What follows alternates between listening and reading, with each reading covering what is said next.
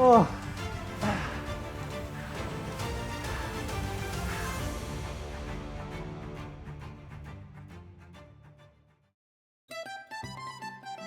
Three, two, one, and we're off. Welcome back to Crank and Cadence. Today we're racing Le Boucle. I think this is a new course.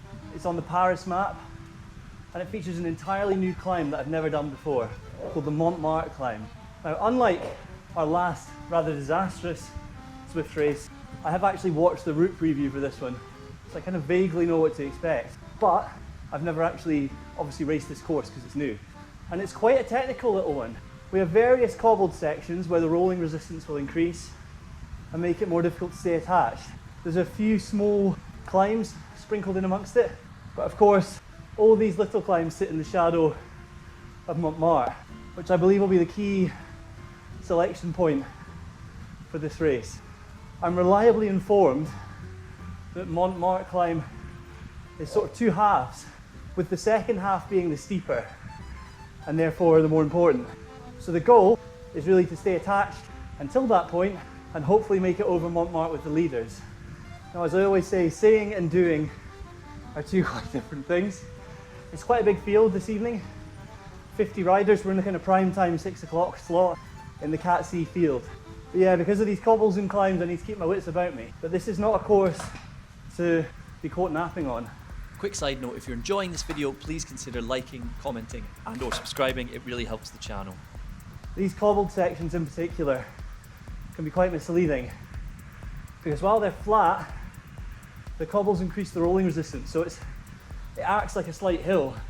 But because of this large peloton, hopefully the draft effect should be pretty strong. And obviously, I want to conserve energy as much as possible. So the goal in these early stages of the race is really to conserve as much energy as I possibly can. What that means is staying in the draft, staying to the middle or kind of towards the back of the pack if there's no reason to be up the front. When we reach points where attacks may launch, that's when I want to move up and be in a more sort of commanding position, if you like, so that I can mark any attacks that go up the road. And you'll see that in a second when we reach the first shallow climb. So here I'm just trying to keep the power smooth, stay in the draft, let the others do the work. We have a very small climb coming up. I don't think I've ever done this one before. Haven't raced much on the Paris course, so I'm not entirely sure what to expect. I am just going to move up slightly though now that we're getting to this climb, just in case there's a split in the peloton. So I'm not going absolutely crazy here. I'm just increasing the power to around about 300 or so watts just to drag me forward slowly so that I can be more up the front in case a split does form. Getting dropped this early in the race is just, that's race over basically, so I need to watch the positioning here. I don't want to be quite on the front, but I want to be a few riders back. Now we can see other riders starting to drop their feather power up here, which makes you lighter on the climbs. I'm just trying to hold on to mine for a wee bit longer, just so that I get the best use out of it when the climbs are actually starting to get somewhat difficult, rather than letting it go early and then struggling up the rest. I'm using my feather, not because I necessarily need it, just trying to maximise the power ups while I've got them. But when we hit the descent after this short climb, things should close back up again. So you can see now in the bunch things are a bit strung out, which normally means the pace has been increased. When everyone's bunched up in a sort of bowl, that means we're just cruising along. When it's a long, thin line, that means, you know, we've got a bit of speed and people are starting to struggle to hold on a wee bit. However, we're near the top of this climb now, and as I say, once we come over the top, because the speed increases on the descent, the draft effect also increases, and it tends to pull everyone back together again. Okay, descending time. Hopefully this should close us all back up. As we speed down this descent and reach the bottom, you can see that we start to bowl up again, so everyone's kind of pulled back together by the descent. I do think though that we did drop some out the back on the climb. It's hard to see on the map, but I feel like the group is a bit smaller than it was when we started that long drag. I think we lost a few off the back, potentially. So I'm just trying to recover a bit now, bring the heart rate back, because the Montmartre Climb looks far away on the map, but I suspect it'll be upon us sooner than expected.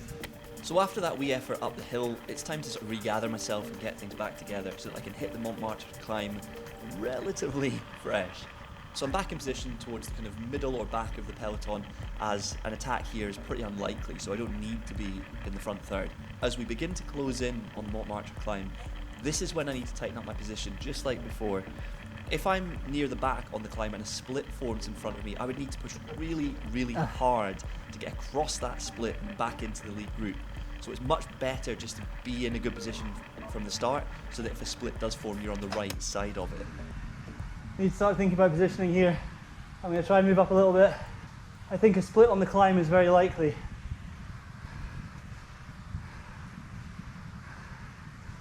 Okay, here we go. Okay, so quick reminder, the climb is sort of split into two halves, with the blue flat section that you can see on the climb profile being the divider. The second half of the climb is the steeper and harder section, so that's where I really need to give it my absolute all to stay connected. Now my FTP is around about 250 or so watts, so you can see how hard I'm already having to work to keep up with the group here. As I reached the top of the first section of the climb, to be honest with you, I was already finding it pretty tough, and I was not overly thrilled at the thought of the second section being even harder still. Okay, on to the second section. I decided to drop my feather alongside a lot of the other front runners and then just basically desperately try to cling to this front group. Honestly, this was one of the hardest Zwift efforts ever for me. If you've watched any of my past videos, you'll see you basically never see my heart rate go into the 180s. This was truly, truly maximum. The climb felt like it just kept going and going. It was fingernails stuff to try to cling on. Once we eventually got to the top, I had hoped the pace would ease up, but as you can see, I very nearly got dropped. These are the parts of the Zwift race that really test you, where you think you've already given it your all, and then you're asked to dig just a little bit deeper. If you've raced on Zwift, you know how tough this can be. I dropped the aero boost as I knew that if I lost this group, that was my chances completely over. I had to do everything I could to stay in the mix. Mercifully, things came back together and I could enjoy the draft once more and try to bring my stratospheric heart rate back down. That was seriously tough. For reference, my heart rate never gets into the 180s, but it did there. Hopefully that's the main selection point of the race done though. That was so painful. Thankfully, now that I'm over the Montmartre Climb, the main threat of the race is vanquished. It's very, very likely that this will now come down to a max effort final sprint for the line. At this point in the race, while I was relatively confident I could make it to the final sprint, I didn't believe that I was the strongest rider here. I was sitting at the back, not out of choice, but because the Montmartre Climb had burned nearly everything I had. I really, honestly did not expect that I was even going to be on the podium. Okay, so I think the main obstacle left is the final sprint. I haven't done a max effort sprint in a minute, so I'm interested to see how I get on. Yeah, so the reason I haven't done a max effort sprint in a minute is because I've not been finishing near enough the front to really justify it. Normally by the end of the race I've been dropped somewhere along the way, and the motivation to give it absolutely everything is not really there anymore. Now because of that, I'm not really an expert in sort of sprint tactics, when to unleash, where to sit, etc, etc. So my approach was basically just to absolutely fang it and hope for the best. There's a very famous rally driver here in Scotland called Colin McRae, and his mantra was, if in doubt, flat out. And I was going to take that on board for this sprint. The pace is falling off a bit at the moment. I suspect this is the calm before the storm. The one thing that could keep me from getting to the end with these front runners here was the small dip that's about 1.5 kilometres before the finish line. I did think there was a chance that somebody might launch a long-range attack from here, and to be honest, that would have been completely out with my capabilities to follow after the Montmartre effort. Now, I did increase my power and kept a very close eye on what was going on, but nobody launched anything, so that meant one thing. It was sprint time.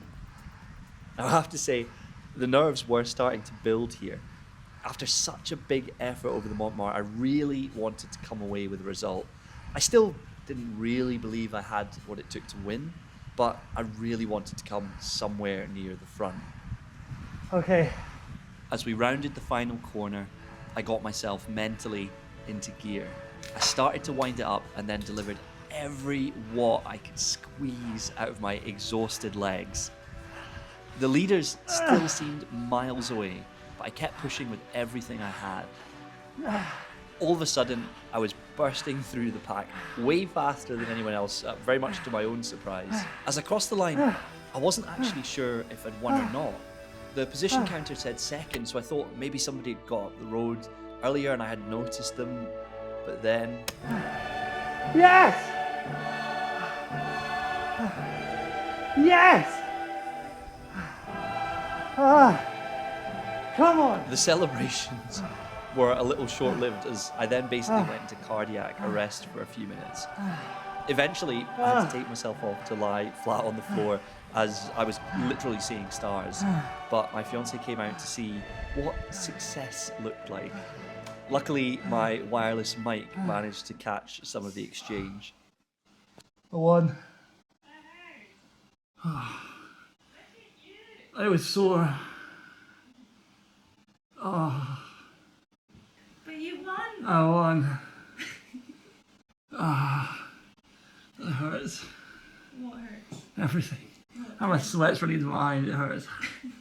What can I do for you? Nothing. I need to do my cooldown. Okay, I'm just a heart. Number one. Number one. Oh, fuck. I'm so happy I put that carpet for all your sweat.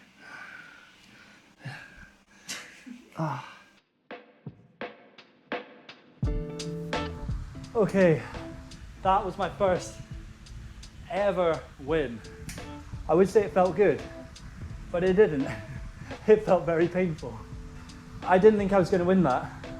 I haven't done a full gas sprint in a while, and also I do not think it was obvious that I was the strongest rider in that group. I was hanging off the back quite a bit. I think I nearly went into cardiac arrest like 3 times, but I just managed to pull it out in the bag with the sprint. So what worked? Well, I think my positioning on this ride was better than it normally is. I think I moved up when I needed to, and I relaxed when I could afford to. I don't think it was perfect, but overall, decent. The Montmartre Climb was crucial. Had I not made it over with the front runners, there was just no way to catch back on. That was such a big effort for me over that climb, but it obviously paid dividends. Hopefully, that is the first of many. I've been racing at the sharper end of this category for a while. I've never actually managed to come across the line first.